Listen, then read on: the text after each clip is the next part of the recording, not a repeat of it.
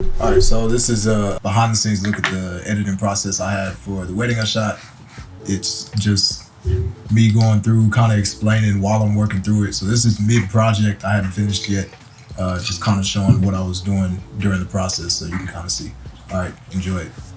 So a lot of times what I do when I go through this editing process, like you can see my timeline right here. So right now we're at about close to 5 minutes. And then I have an ending that is already made, which is what I did for the trailer.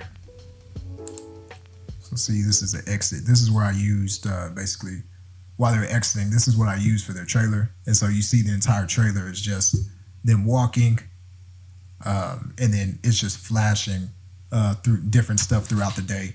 And so I kind of thought that would be kind of interesting. I remember seeing like an old R&B video that was kind of like that, where like it was something going on, then like just stuff would film dissolve in the background. So I tried to give that same vibe just based off what I remember seeing. So I think it turned out pretty good. All right, what was I doing?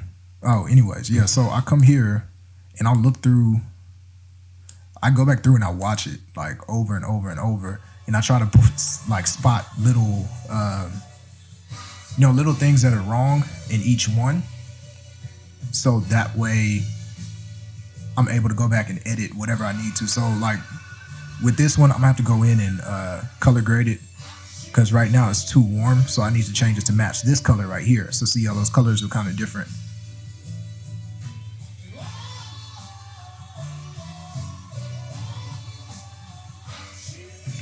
See, so my goal with this, like I'm trying to basically tell the story of like what happened at the reception in short clips.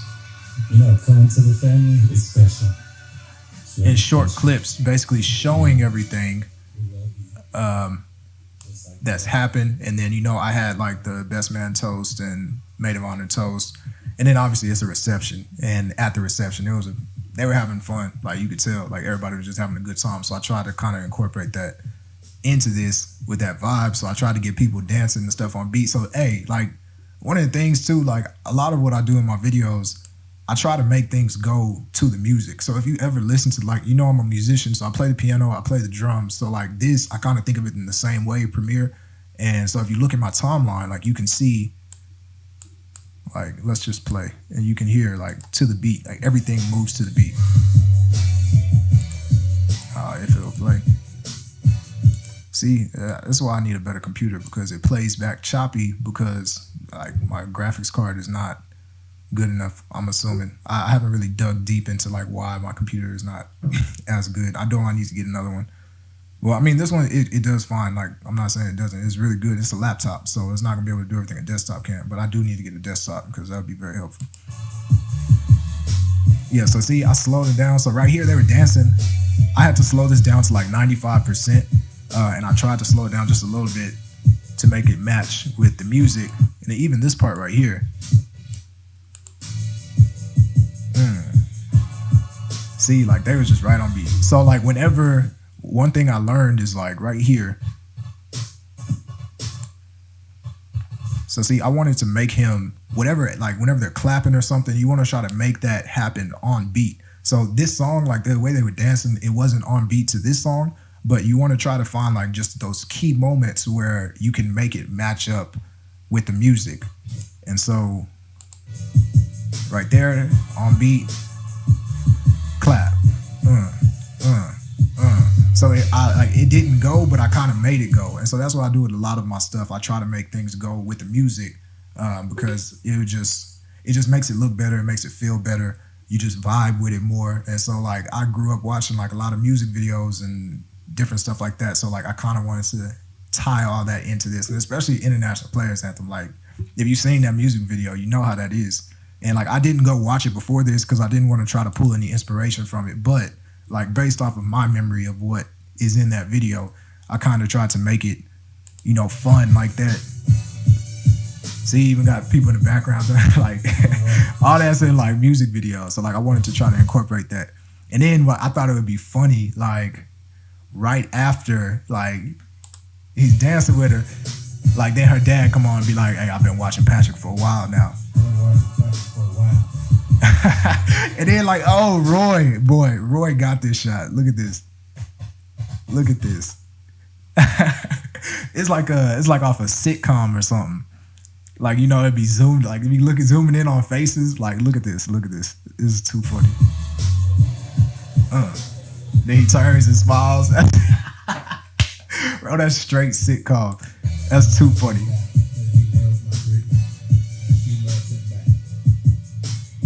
See, there goes another one. So like really right here, what I needed was a filler, because I needed something to go in this space in order for this to catch up with the beat.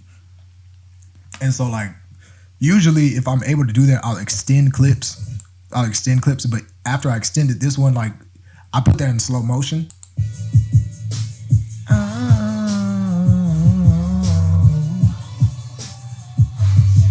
See, in this part, yeah, just want to throw something fun in there, like.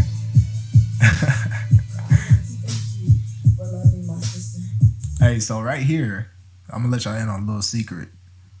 There, like, if you watch this, don't look too closely, but if you look closely, you can tell that some of these parts are not matched up with the parts of what's being said. That's a little filmmaking magic. You can do that. You don't always have to put the same part. You can grab different parts from different parts of the day, throw it in, and make it look like a reaction. Look, let me show you another one. Look.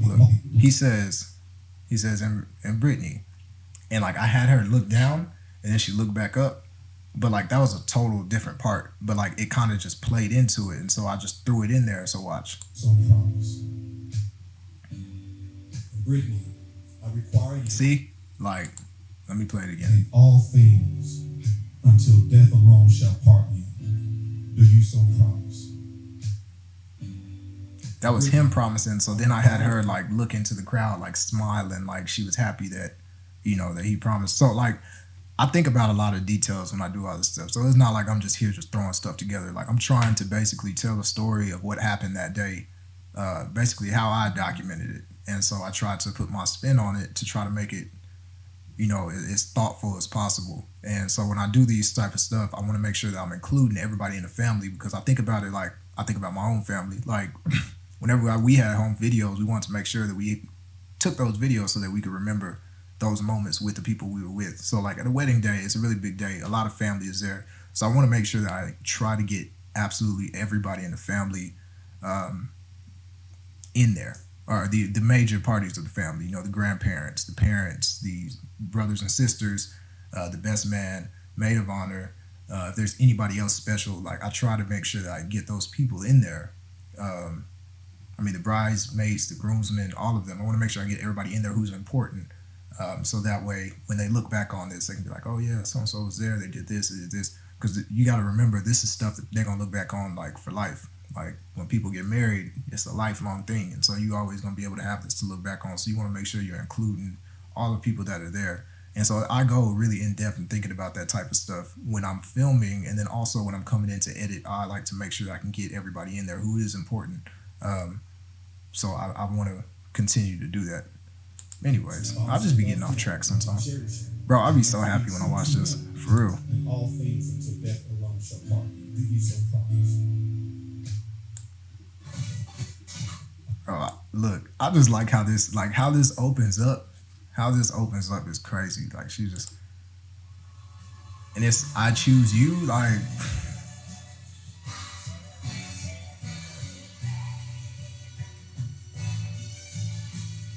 bro, that is wild, man. So like this is just right now. I'm still just piecing everything together.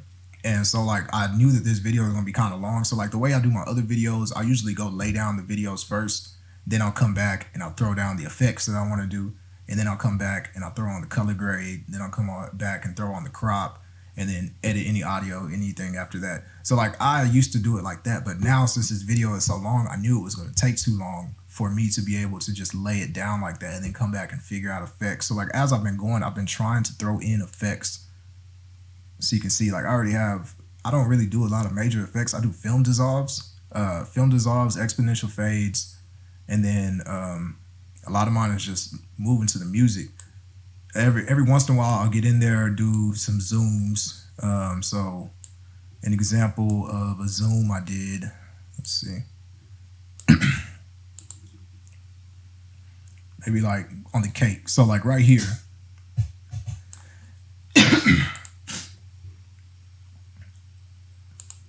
If it'll pull up in my effects panel. I mean in the source panel. Come on, man. What the heck? There it is. All right, so see right here, all I did was I scaled it down. So like I went into 110%. So like this part, it really had no movement like at all. And so like they're literally just standing there. So in order to add some interest to this shot, I decided to start in and then just be zooming out, and they'll just kind of add some movement, just like subtle movement that it makes it look a lot more appealing than as opposed to just somebody just sitting there holding a knife. Because I really didn't have too many great shots of them cutting the cake. I thought I did, and I didn't. So I just had to make do with what I had. So like this was one of the only good shots I had where it shows both their hands. And so since it was just mainly a static shot, I had to add some movement in editing. And so that's why it's good to be able to know this type of stuff. Because like I said, I've done this before in my vlogs. Like I zoom myself out. If you look at the end of all my vlogs, I zoom myself out and I do the same exact effect. So that's why I say like working on those vlogs really helps me when I come to stuff like this, because now I'm able to know exactly what I want to do, how I'm going to do it, and how it's going to work and how it's going to look. And so right there, it's just a subtle zoom out. Like it's not even nothing serious. It's just, see, it's just subtle movement. You can see the knife is moving a little bit. See, just a reflection off that light. It just gives it some, just some interest. It makes it interesting as opposed to just being a boring static shot. All right, man. I need to go eat. I said I wasn't going to record right now, but I got on anyways because I wanted to make sure I got something. So if I don't record later, I already have something to put together.